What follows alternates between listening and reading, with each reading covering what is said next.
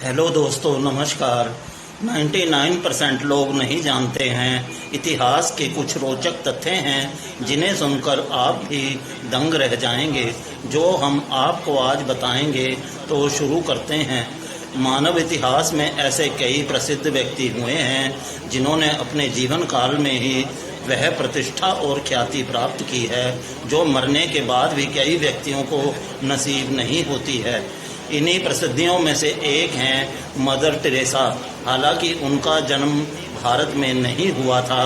किसी जीवित व्यक्ति के नाम पर डाक टिकट जारी होना।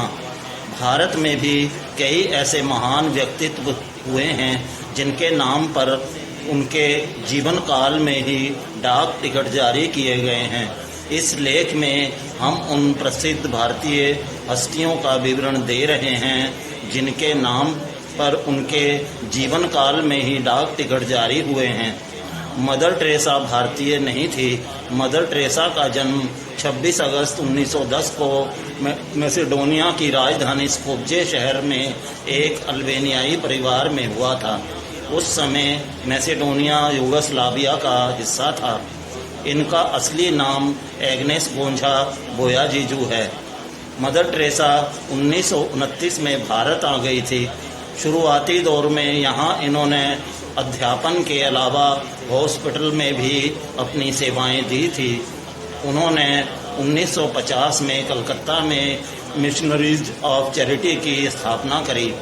इस संस्था की मिशनरी विश्व भर में गरीब, बीमार, शोषित और वंचित लोगों की सेवा और सहायता में अपना योगदान देती हैं। आज यह विश्व के 120 से भी अधिक देशों में विभिन्न मानवीय कार्यों में संलग्न 4500 से भी अधिक ईसाई मिशनरियों की संस्था है। इनकी 300 व अन्य सहयोगी संस्थाएं भी इन्हीं मानवीय कार्यों में लिप्त हैं। मदर टेरेसा के भारतीय ना होते हुए भी उन्होंने हमारे देश को बहुत कुछ दिया है। भारत में डाक विभाग जीवित व्यक्तियों पर डाक टिकट जारी नहीं करता है। फिर वो कौन दो प्रसिद्ध भारतीय हस्तियां हैं जिनके नाम पर उनके जीवन काल में ही डाक टिकट जारी हुए हैं? इनमें से एक सम्माननीय हस्ती वो हैं जो अभी जीवित हैं, जिसके लिए न केवल डाक विभाग ने अपने नियम बदले, बल्कि जिन्हें देश का सर्वोच्च सम्मान भारत रत्न देने के लिए भी सरकार ने सरकारी नियमों तक में बदलाव किया। सरकार को लोगों के उस हस्ती के प्रति असीम प्यार और श्रद्धा को देखते हुए झुकना पड़ा। भारतीय डाक विभाग का नियम है कि किसी भी जीवित व्यक्ति पर डाक टिकट जारी नहीं किया जा सकता। यह नियम वर्तमान में भी लागू है। फिर ये दो हस्तियां इस नियम की अपवाद कैसे बनी, यह सब जानेंगे। पर सबसे पहले हमारे स्वतंत्र भारत के पहले डाक टिकट का इतिहास जान लेते हैं। यह इसलिए भी जरूरी है कि हमें अपने भारतीय इतिहास के महत्वपूर्ण हिस्से के बारे में पता तो होना ही चाहिए, और डाक टिकटों का उस समय जनमानस में कितना विशेष स्थान था, इसकी भी जानकारी होनी चाहिए। आज़ादी के समय पत्राचार दूर दराज में बैठे लोगों से संचार का एक विशिष्ट माध्यम हुआ करता था। आज हम वर्तमान आधुनिक जीवन में मोबाइल इंटरनेट की वजह से किसी से भी संवाद के लिए बस क्षण भर की दूरी पर हैं। पर उस समय का क्या, जब दूर स्थित लोगों में पत्र ही आपसी संवाद का माध्यम था, जब हस्तलिखित पत्रों की बात ही कुछ और होती थी। मैं अभी भी दावे के साथ कह सकता हूं कि आज आपको अपने परिचित से हस्तलिखित कागजी संदेश प्राप्त हो तो यह आपको अपने मोबाइल में प्राप्त संदेश से 10 गुना ज़्यादा विशेष अनुभूति देगा। आप पत्र को अपने पास एक यादगार के तौर पर सहेज के रख सकते हैं, पर एक डिजिटल संदेश को आप फेवरेट लिस्ट में डालकर भूल जाएंगे। पहला, डाक टिकट और उसका इतिहास। डाक टिकट का इतिहास भारत की आज़ादी से ही जुड़ा हुआ है। 15 अगस्त 1947 को लाल किले पर जवाहरलाल नेहरू द्वारा आज़ादी की घोषणा की गई। आज़ादी के भाषण का अंत जय हिंद बोलकर किया गया। इस मौके को यादगार बनाने के लिए सरकार द्वारा डाक विभाग को 3 डाक टिकटों का सेट जारी करने के निर्देश दिए गए।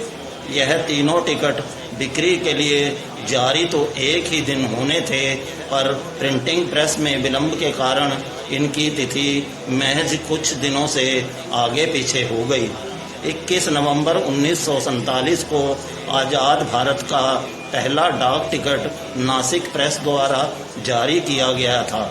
इस पर तिरंगा, जय हिंद का नारा और स्वतंत्रता की तारीख छापी गई थी। आज़ादी से पहले तक के डाक टिकटों पर ब्रिटिश चित्र हुआ करते थे। आज़ाद भारत का यह पहला डाक टिकट 3.5 आना राशि का था। 1947 के समय आना ही प्रचलित मुद्रा थी। ज्ञात रहे कि तब 16 आना मिलाकर 1 रुपया माना जाता था। 16 आने में उस समय 64 पैसे माने जाते थे। इस हिसाब से 3.5 आने का पहला डाक टिकट यानी 14 पैसे का हुआ। इसका उपयोग केवल देश के अंदर डाक भेजने के लिए किया गया। चूँकि यह डाक टिकट अन्य 2 डाक टिकटों के मुकाबले कुछ दिन पहले जारी किया गया, तो आज़ाद भारत के पहले डाक टिकट का गौरव इसे प्राप्त है। इस पहली डाक टिकट के जारी करने के 24 दिन पश्चात, या यूं भी कहें तो आज़ादी की तिथि से ठीक 4 महीने के बाद 15 दिसंबर 1947 को 2 अन्य टिकट भी बिक्री के लिए जारी कर दिए गए। दूसरे डाक टिकट पर अशोक स्तंभ का प्रतीक चिन्ह और तीसरे पर डगलस DC-4 एयरक्राफ्ट की तस्वीर छापी गई। अशोक स्तंभ वाला डाक टिकट 1.5 आने यानी 6 पैसे का, यह जनता के घरेलू पत्राचार के लिए जारी किया गया था। एयरक्राफ्ट वाला डाक टिकट 12 आने यानी 48 पैसे का था। यह विदेशों से किए जाने वाले पत्राचार के लिए जारी किया गया था। महात्मा गांधी आज़ाद भारत के पहले व्यक्ति हैं जिन पर डाक टिकट जारी किया गया। यह आज़ादी की पहली सालगिरह 15 अगस्त 1948 को जारी किया गया। देश में सबसे ज़्यादा डाक टिकट जिस व्यक्ति पर जारी किए गए हैं, उनमें महात्मा गांधी का नाम शीर्ष पर है। ज्ञात रहे कि इससे पहले 30 जनवरी 1948 को महात्मा गांधी की गोली मारकर हत्या कर दी गई थी। सिर्फ भारत में ही नहीं, अपितु विश्व में अकेले महात्मा गांधी ही ऐसे लोकप्रिय नेता हैं जिन पर सबसे अधिक डाक टिकट जारी होने का रिकॉर्ड है। यह तो था आज़ाद भारत की पहली डाक टिकट का इतिहास। अब जानते हैं उन 2 हस्तियों को जिनके जीवन काल में ही उन पर डाक टिकट जारी किया गया। इसमें पहला नाम मदर टेरेसा का है। मदर टेरेसा ऐसे महान लोगों में से एक हैं जो सिर्फ दूसरों के लिए जीते हैं। उन्होंने अपना संपूर्ण जीवन लोगों की सेवा और भलाई में लगा दिया। मदर टेरेसा के भारतीय ना होते हुए भी उन्होंने हमारे देश को बहुत कुछ दिया है। मदर टेरेसा को मानवता की सेवा के लिए अनेक अंतर्राष्ट्रीय सम्मान एवं पुरस्कार प्राप्त हुए हैं। साल 1962 में भारत सरकार ने उनकी समाज सेवा और जन कल्याण की भावना की कद्र करते हुए उन्हें पद्मश्री से नवाजा। विश्व भर में फैले उनके मिशनरी के कार्यों की वजह से वह गरीबों और असहायों की सहायता करने के लिए मदर टेरेसा को 1979 में नोबेल शांति पुरस्कार दिया गया। साल 1980 में भारत सरकार ने देश के सर्वोच्च नागरिक सम्मान भारत रत्न से अलंकृत किया। 5 सितंबर 1997 को दिल का दौरा पड़ने से मदर टेरेसा की मृत्यु हो गई थी। उनकी राजकीय सम्मान के साथ अंत्येष्टि की गई थी।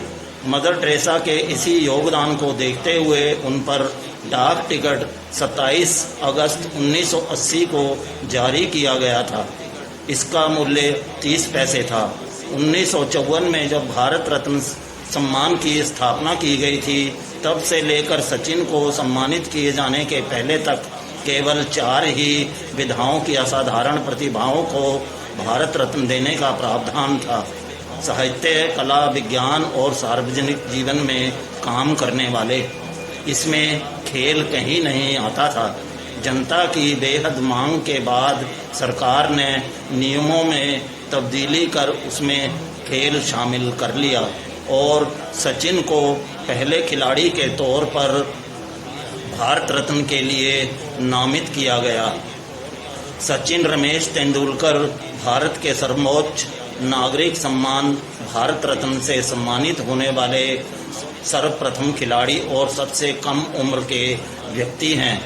सचिन की बात चल ही रही है तो आपको सचिन के बारे में बहुत सारे में से सिर्फ एक रोचक तथ्य जिसका कई लोगों को पता नहीं है बता देता हूँ कि सचिन तेंदुलकर को नींद में चलने की बीमारी है, जिसकी वजह से इनके साथी खिलाड़ी और घर वाले हमेशा परेशान रहे हैं।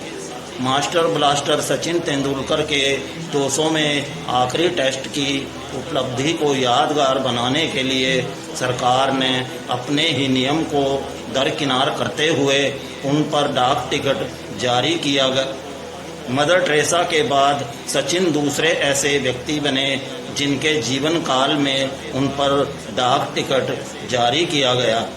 डाक टिकट जारी करने का कार्यक्रम 14 नवंबर 2013 को सचिन के अंतिम टेस्ट मैच के शुरू होने से ठीक पहले मुंबई के वानखेड़े स्टेडियम की सीमा रेखा के पास आयोजित किया गया।